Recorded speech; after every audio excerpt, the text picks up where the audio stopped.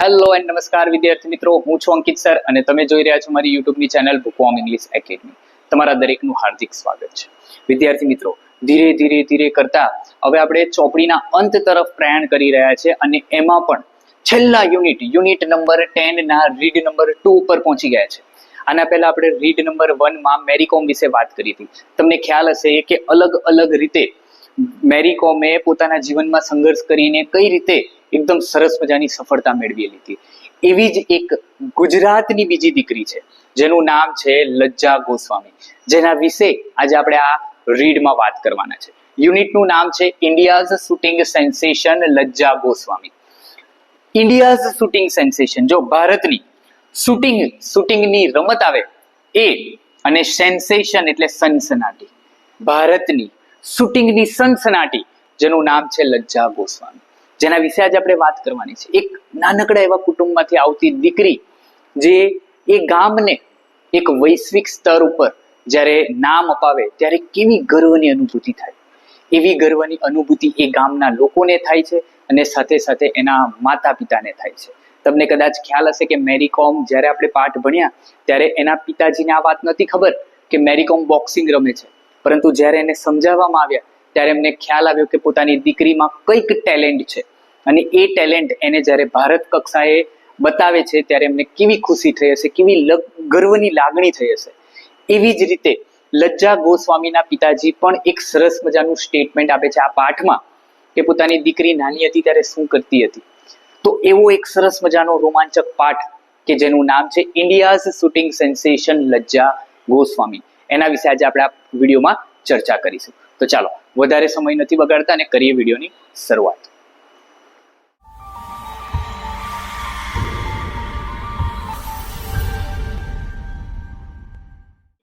At the far end of village Jitodia in Anand district, there is an ancient Shiv temple named Baijnath Mahadev.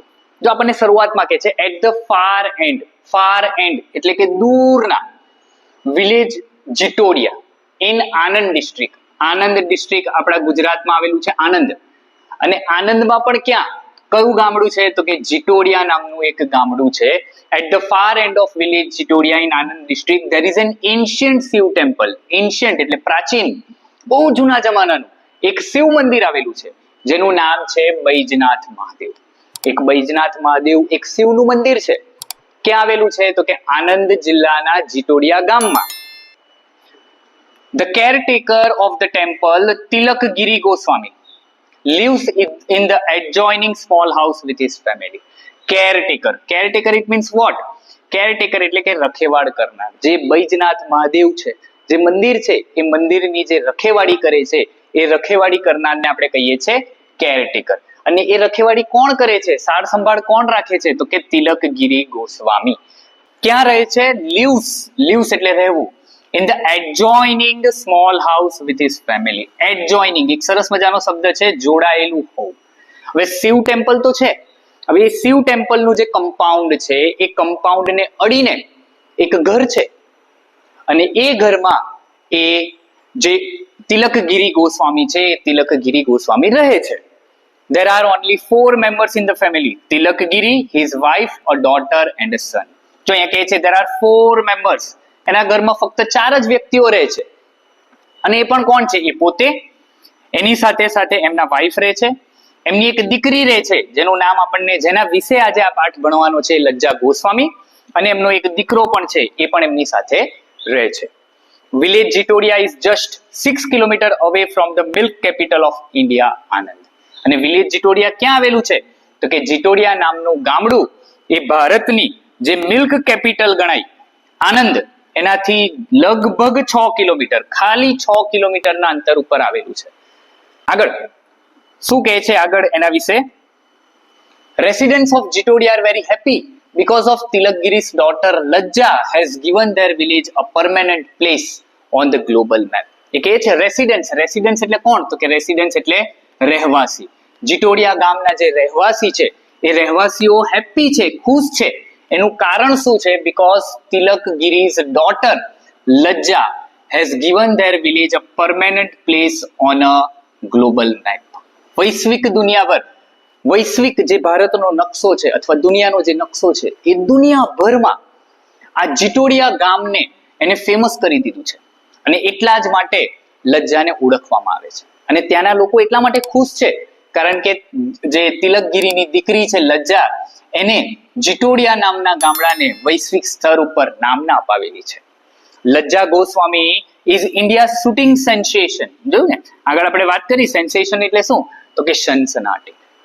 શૂટિંગના ક્ષેત્રમાં, શૂટિંગની રમતમાં જેને સનસનાટી મચાવી છે એ છે કોણ, તો કે લજ્જા Goswami. She has made the nation proud with her superlative performances in several national and international competition.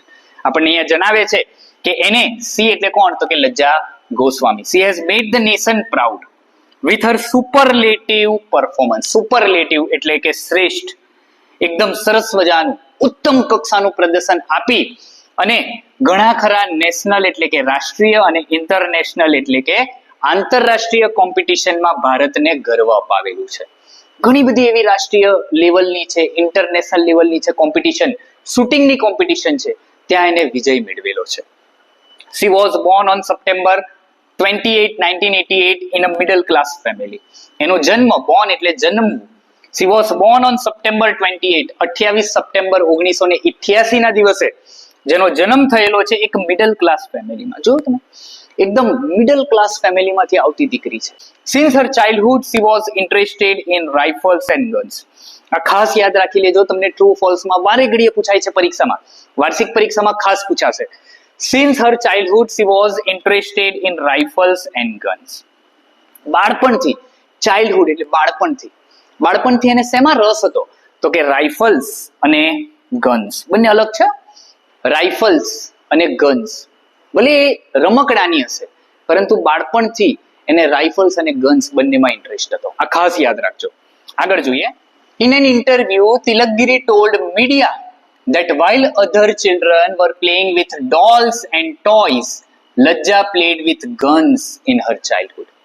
તિલકગીરી Goswami એના પિતાજી એક ઇન્ટરવ્યુ આપે છે અને એ ઇન્ટરવ્યુમાં મીડિયાના કેટલાક લોકોને એટલે કે પત્રકાર જે કરતા હોય, જે પત્રકારિત્વ કરતા હોય એવા લોકોને એના પિતાજી કહે છે કે જ્યારે બીજા બધા બાળકો બાળપણમાં ઢીંગલી અને રમકડાથી રમતા હતા ત્યારે લજ્જા ગોસ્વામી એ બાળપણમાં શેનાથી રમતી હતી, ગન્સ, બંદૂકથી રમતી હતી. એને એટલો બધો શોખ હતો ગન પ્રત્યેનો, બંદૂક પ્રત્યેનો એનો શોખ અહીંયા દર્શાવે છે. Her talent in shooting became focused when she got enrolled to the NCC as a cadet.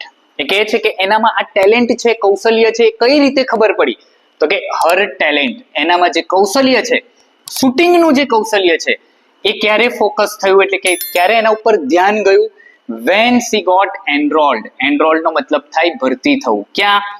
NCC. NCC એ રાષ્ટ્રીય કક્ષાની એક સંઘ છે, નેશનલ કેડેટ કોર્પ્સ. તમે જોયું હશે ઘણા બધા ખાખી શર્ટ અને ખાખી પેન્ટમાં ઘણા બધા લોકો કામ કરતા હોય હે ને. તો એ એનસીસી એઝ અ કેડેટ એક વિદ્યાર્થી તરીકે જ્યારે એનસીસી માં જોડાય છે ત્યારે ખબર પડે છે એનામાં ટેલેન્ટ છે શૂટિંગનું. ખાસ યાદ રાખજો વિદ્યાર્થી મિત્રો, અહીંયા એનસીસી અને તમને ટ્રુ ફોલ્સમાં ક્યારેક એનએસએસ પણ આપે છે. તો એનએસએસ એ અલગ છે, એનસીસી એ અલગ છે. એટલે યાદ રાખવાનું કે એ કઈ જગ્યા ઉપર ભરતી થયા હતા, તો કે એનસીસી માં ભરતી થયા હતા. ક્લિયર? આગળ. To sharpen the edge of her performances she took coaching from Indian shooting coach Sunny Thomas in Pune. To sharpen the edge, જો એ કહે છે of her performance. To sharpen the edge નો મતલબ શું થાય? પોતાની ગુણવત્તા સુધારવી, શાર્પન કરવી, થોડી અણીદાર કરવી, તીક્ષ્ણદાર કરવી, હે. તો એ કહે છે હર પરફોર્મન્સ, એના પરફોર્મન્સને થોડું ધારદાર બનાવવા માટે she took coaching. ટુક એટલે કે લેવું, ટેકનું ભૂતકાળનું રૂપ છે ટુક. she took coaching from Indian shooting coach Sunny Thomas. Sunny Thomas જે ભારતના શૂટિંગ કોચ છે એમની પાસેથી ક્યાં ટ્રેનિંગ લે છે? પુણેમાં ટ્રેનિંગ લે છે. આ પણ ખાસ યાદ રાખજો કારણ કે આ નામ બે કોચના નામ આવ્યા. રીડ નંબર 1 માં મેરી કોમ ને શીખવનાર કોચ હતા નરજીત સિંહ અને અહીંયા લજ્જા ગોસ્વામીને શીખવનાર કોચ કોણ છે? સની થોમસ. અને એને ટ્રેનિંગ ક્યાં લીધી છે? તો કે પુણેમાં એને ટ્રેનિંગ લીધેલી છે. ચલો આગળ જોઈએ. This Gujarati girl has targeted successfully at this medals. Medals ની ટેલી આપેલી છે આપણને કે આ ગુજરાતી ગર્લ, આ ગુજરાતની દીકરીએ ઘણા બધા ટાર્ગેટ સક્સેસફુલી આ બધા મેડલ મેળવવામાં કરેલા છે. 2010 માં એને સિલ્વર મેડલ મળેલો છે. કઈ ઇવેન્ટ? તો કે 50 મીટર રાઇફલ 3 પોઝિશન્સ. આ ખાસ સમજો, 3 પોઝિશન્સ પેર ઇવેન્ટ. પેર ઇવેન્ટ એટલે એક સાથે બે રમતવીર જ્યારે શૂટિંગમાં ભાગ લેતા હોય એને આપણે કહીએ પેર ઇવેન્ટ. અને 50 metre rifle, 50 metre it means કે તમે અહીંયા ઊભા હોય અને ત્યાંથી 50 મીટર ઉપર તમારો ટાર્ગેટ હોય અને અહીંયાથી ઊભા તમારે શૂટ કરવાનું આવે. સૌથી મહત્વનું છે 3 પોઝિશન. 3 પોઝિશન શૂટિંગમાં 3 પ્રકારની પોઝિશન આવે. ક્લિયર? એ પોઝિશન કઈ કઈ છે એ હું તમને સમજાવું છું. સૌથી પહેલા તમે ઊભા જે શૂટિંગ કરો છો એ છે. ત્યારબાદ ઘૂંટણ ઉપર બેસીને તમે જે શૂટિંગ કરો એ છે. અને થર્ડ કે જે તમે સૂતા પેટના બળે સૂઈને જે શૂટિંગ કરો છો એ ત્રીજી પોઝિશન. આ 3 પોઝિશન આવશે. 50 મીટર રાઇફલ 3 પોઝિશન એ કઈ ગેમ હતી? તો કે કોમનવેલ્થ ગેમમાં મેળવેલો છે. કોમનવેલ્થ ગેમનું નામ તમે સાંભળેલું હશે હે ને? અને એ જગ્યા ઉપર ક્યાં યોજાઈ હતી? New Delhi, India. ભારતના ન્યૂ દિલ્હીમાં જ્યારે કોમનવેલ્થ ગેમ યોજાઈ હતી 2010 માં ત્યારે એને સિલ્વર મેડલ મળેલો હતો. 2012 માં ગોલ્ડ મેડલ લઈને આવેલા હતા. સેમ છે 50 મીટર રાઇફલ 3 પોઝિશન, પણ ઇન્ડિવિડ્યુઅલ ઇવેન્ટ હતી. ઇન્ડિવિડ્યુઅલ એટલે એકલા એમાં એનો સાથીદાર હોય નહીં. 11 સરદાર સજ્જન સિંહ સેઠી મેમોરિયલ માસ્ટર શૂટિંગ કોમ્પિટિશન. આ પણ ન્યૂ દિલ્હી, ઇન્ડિયામાં યોજાઈ હતી અને એમાં એને કયો મેડલ મેળવેલો છે? ગોલ્ડ મેડલ મેળવેલો છે. 2013 માં સિલ્વર મેડલ મેળવેલો છે. 50 metre rifle 3 position individual event. આ તમને ખ્યાલ આવી ગયો છે. ISSF વર્લ્ડ કપ ગ્રેનેડા, સ્પેનમાં યોજાયો હતો 2013 ના સાલમાં અને ત્યાં એમને સિલ્વર મેડલ મેળવેલો છે. 2014 માં બ્રોન્ઝ મેડલ એટલે કે ત્રીજો નંબર આવેલો છે.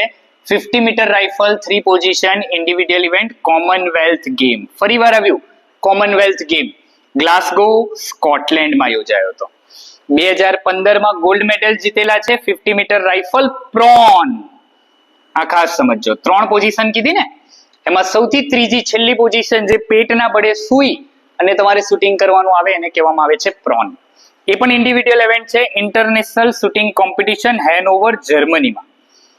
આટલા બધા એવોર્ડ એમને મેળવેલા છે. તમે જસ્ટ ઇમેજિન કરો કે એક એવોર્ડ, એક મેડલ મેળવવા માટે એક રમતવીર કેટલી બધી સંઘર્ષ કરતા હશે, કેટલી મહેનત કરતા હશે. એમને તો ઘણા બધા મેડલ મળેલા છે. તો એમનું પરફોર્મન્સ એ ભારતીય કક્ષાએ, એક આંતરરાષ્ટ્રીય કક્ષાએ, ખાલી ભારતીય કક્ષાએ નહીં, રાષ્ટ્રીય કક્ષાએ નહીં, આંતરરાષ્ટ્રીય કક્ષાએ પણ દેખાયેલું છે. For her outstanding performances, the government of India has conferred on her the રક્ષા મંત્રી મેડલ. શરૂઆતમાં મેં તમને કીધું હતું રક્ષા મંત્રી મેડલથી એમને સન્માનિત કરવામાં આવેલા હતા. એ કહે છે ફોર હર આઉટસ્ટેન્ડિંગ, ઉત્કૃષ્ટ પ્રદર્શન એમને જે આપેલું છે એના બદલામાં ભારત સરકારે એમને રક્ષા મંત્રી મેડલથી સન્માનિત કરેલા છે. અને આના પહેલા તમને એક વસ્તુ કહેવાની રહી ગઈ કે તમને બીજું એક ટ્રુ ફોલ્સ પૂછાય છે કે લજ્જા ગોસ્વામીને કઈ એવી ગેમ છે કે જેમાં 2 વાર મેડલ મેળવેલા છે? તો એક જ એવી ગેમ હતી કે જેમાં એને 2 વાર મેડલ મળેલા. એ કઈ ગેમ છે? યસ, નીચે કમેન્ટ બોક્સમાં કમેન્ટ કરો કઈ ગેમ છે કે જેમાં એને 2 વાર મેડલ મળેલા છે. જલ્દીથી કમેન્ટ કરીને મને કહો. She has also been selected as a brand ambassador of Gujarat state. આ તમને કદાચ જ ખ્યાલ હશે, આ વસ્તુ તમે જાણતા હોવા જોઈએ. She has been selected as a brand ambassador of Gujarat state. Gujarat રાજ્યના બ્રાન્ડ એમ્બેસેડર એમને બનાવવામાં આવેલા હતા. બ્રાન્ડ એમ્બેસેડર કોને કહેવાય? જો હું તમને સિમ્પલ શબ્દોમાં કહું તો પ્રોત્સાહક થાય, પણ એક સરસ મજાની ભાષામાં સમજાવું તો તમે ક્યારેક ટીવી ઉપર અમિતાભ બચ્ચનને ગુજરાત રાજ્યની એડમાં જોયા હશે. તમને કદાચ યાદ છે, કચ્છ વિશેની હતી. કચ્છ નહીં દેખા તો કુછ નહીં દેખા, અને ઘણી બધી એડ આવતી હતી અમિતાભ બચ્ચનની. તો એ સમયે અમિતાભ બચ્ચન એ ગુજરાત રાજ્યના બ્રાન્ડ એમ્બેસેડર હતા. તો એવી જ રીતે થોડા સમય માટે લજ્જા ગોસ્વામીને પણ ગુજરાતની બ્રાન્ડ એમ્બેસેડર બનાવેલી હતી. Clear? Add to that Lajja Goswami became the first sports woman to be appointed as a police inspector in the Gujarat police cadre in the sports quota.